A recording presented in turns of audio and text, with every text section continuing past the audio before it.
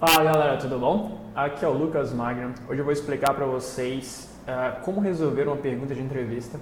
Ela parece uma pergunta bem simples, mas a gente consegue complicar um pouco mais e a gente vai também discutir bastante qual é a melhor forma de implementar a solução e o porquê essa pergunta ela pode ser às vezes um pouco traiçoeira.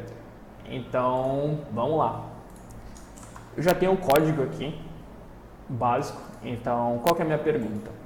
Dado uma string S, então qualquer string que seja, eu vou retornar true se todos os caracteres forem únicos e false caso exista algum duplicado. Valores em maiúsculo e minúsculo são irrelevantes para o nosso contexto nesse momento. Então eu vou chamar minha função, com alguma string, nesse caso estou passando a string Lucas aqui, vai retornar true porque não tem nenhum caractere repetido.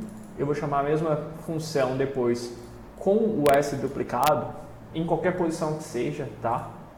Ele vai retornar false.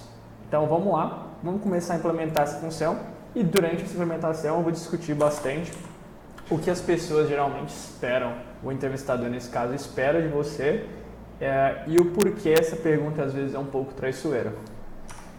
Geralmente, acho que esse é um bom momento para você assim, parar agora, pause o vídeo, dar uma olhada, dar uma pensada como você resolveria esse problema.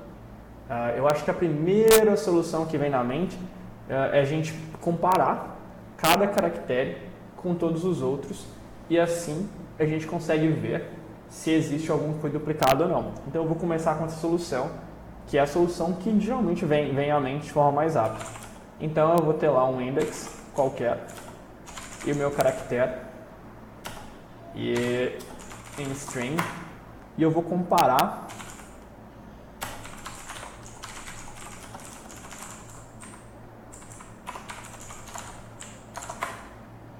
Então, o que eu estou fazendo aqui? Vou pegar cada caractere na string e eu vou comparar com todos os outros caracteres a partir daquela posição. Porque assim, se eu estou na posição aqui do L, eu não vou comparar o L com o L mesmo, porque eu já sei que eles são iguais. Então, eu vou comparar o L com todos os outros que não for o L. Uma outra forma também, às vezes, de fazer isso, mas aí vai fazer uma rodada a mais no loop, seria o mesmo movimento, então eu vou passar na string duas vezes, eu passo a primeira vez aqui, eu passo a segunda aqui, e aqui eu verifico se o caractere for igual ao second character e o index for diferente, eu sei que existe algum duplicado. Se não, eu retorno true. Então nesse caso, o que eu estou fazendo? Eu estou comparando se o caractere é igual ao segundo caractere, porque eu tenho um loop indo no primeiro caractere, um loop indo no segundo caractere. E eu tenho que garantir também que eles estão em posições diferentes. Porque se eles estão na mesma posição, eu estou comparando o mesmo caractere com o mesmo caractere, e aí não faz sentido. Se eu executar esse código, back. Eu esqueci de colocar o enumerate aqui.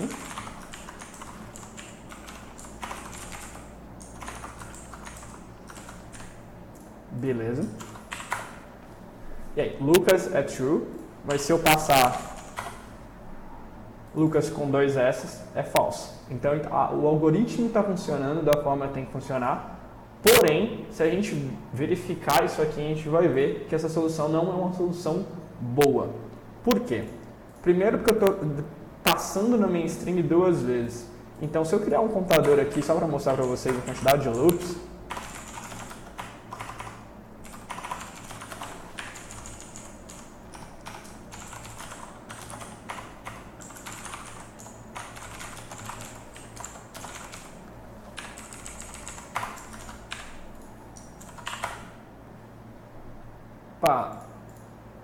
ele está retornando false ali antes de eu pegar uma string para chegar no computador. Então, ele passou 25 vezes. Então, assim, ele fez um loop que ele iterou 25 vezes os valores para encontrar se aquilo era falso ou não. E a gente tem somente 5 caracteres nessa string. Isso quer dizer assim, que ele está fazendo o dobro. Na verdade, ele está elevando a segunda potência de tudo que eu fizer. Então, se eu pegar, por exemplo, aqui uma string maior, como A, B, C, D, E, F, G, H, I, J, K, L, N, N, O, P, Q, R, S, T, U, V, X, W, Z. Para um alfabeto, ele vai iterar 625 vezes para encontrar o resultado.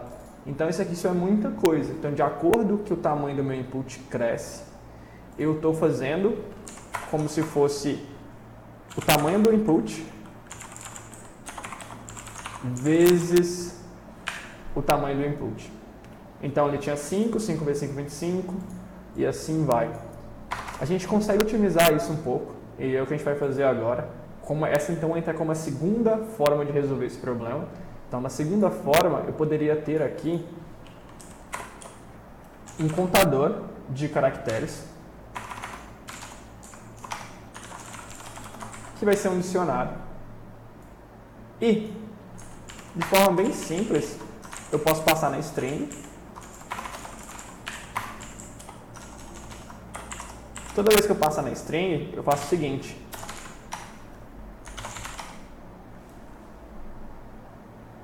Vou chamar de caractere visto, vai ser mais fácil.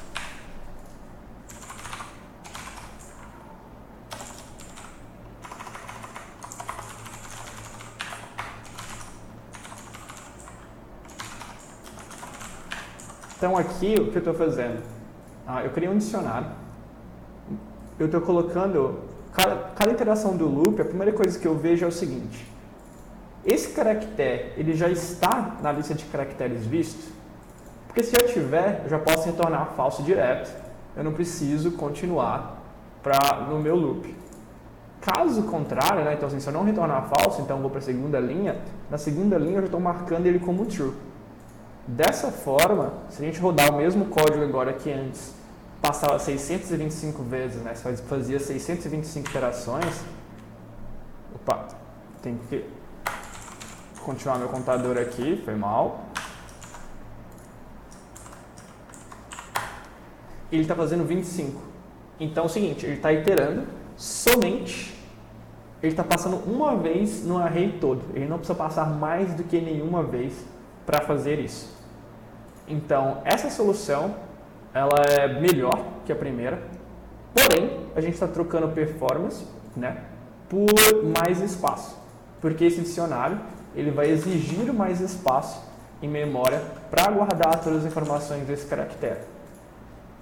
Como a gente, independente do tamanho da string, tá, a quantidade de caracteres que você pode ter, ela é limitada. Então, por mais espaço que seja, ainda a gente não está falando de milhões de caracteres, porque a gente não vai conseguir criar uma string aí hoje, dependendo da formatação que a gente usar.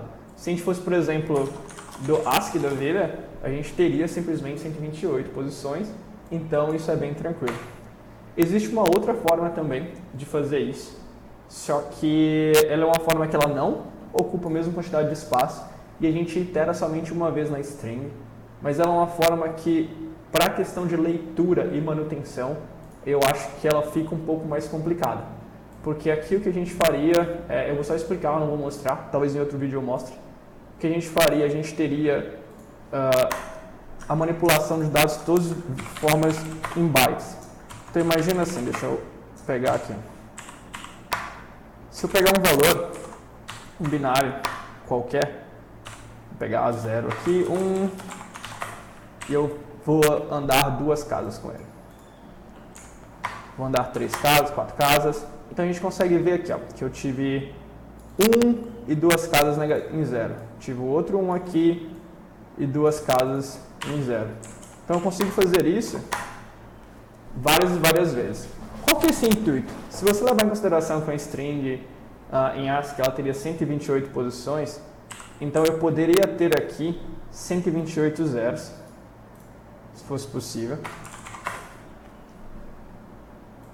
E agora, para cada caractere que eu vejo, eu transformaria esse caractere numa posição. Então, por exemplo, a posição L é a posição 108.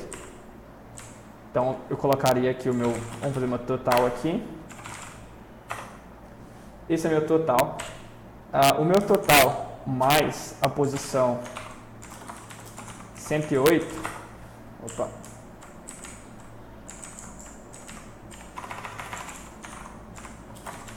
Só para eu mostrar. A união... Peraí que eu tô só pegando qual que é a união. Ah, verdade. Desculpa. Isso.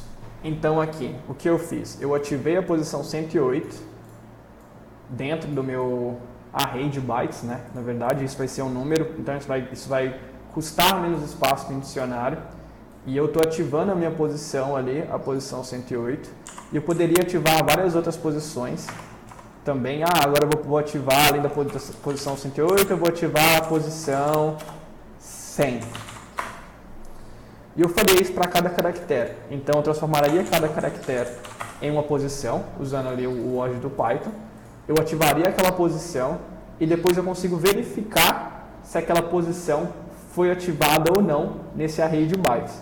Então eu faço tudo isso com manipulação de bytes, ao invés de ter um espaço a mais como um dicionário. Porém, o código fazendo essa manipulação de bytes, ele fica mais difícil de ler.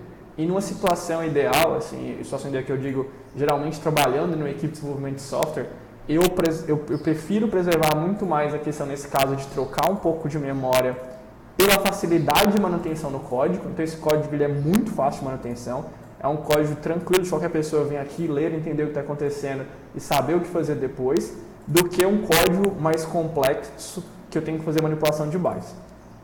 Então é isso, espero que tenham gostado. Se vocês tiverem alguma dúvida depois, quiserem um vídeo como fazer o código com manipulação de bytes, eu posso gravar também e mostrar para vocês.